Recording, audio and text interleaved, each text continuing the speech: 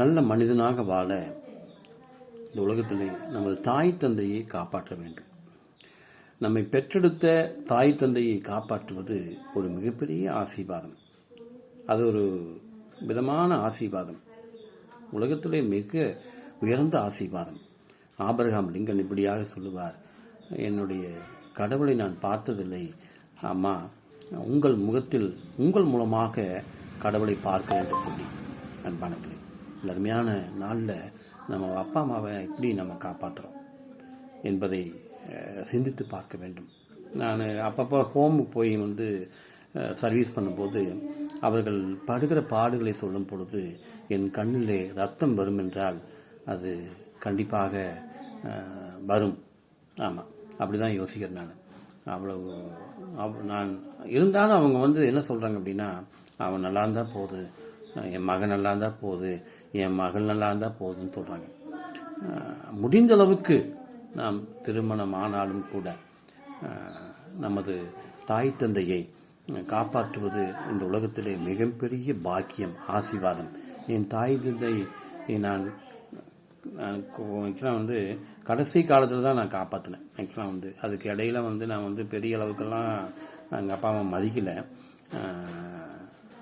ஆனால் கடைசி நாட்களில் எனக்கு ஒரு வாய்ப்பு ஆண்டவர் கொடுத்தார். எங்கள் அப்பாவை ஒரு 6 மாதம் பெட் ரிட்டனில் இருக்கும் பொழுது நான் பக்கத்திலேயே இருந்து அவருக்கு எல்லா விதமான காரியங்களையும் செய்யும்படியாக எனக்கு ஆசீர்வாதத்தை கொடுத்தார். எனது தாயையும் கூட என் வீட்டிலே கடைசி 3 மாதம் வைத்து நானும் என் மனைவியும் பார்த்தோம். அன்பானவர்களே, இதை கேட்டுக்கொண்டிருக்கும் அன்பானவர்களே, உங்கள் தாய் தந்தைகள் இருந்தால் இன்றே நீங்கள் போய் பாருங்கள். அவங்கள நல்லா வச்சுக்கிறதுக்கு என்ன வழியோ அதை சிந்திங்க.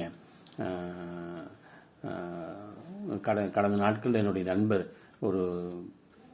அவங்க அம்மா ரொம்ப கஷ்டப்பட்டுருக்காங்கன்னு சொல்லி ஒரு வீல் சேருமே அந்த மடக்கு பெட்டும் வாங்கினார்.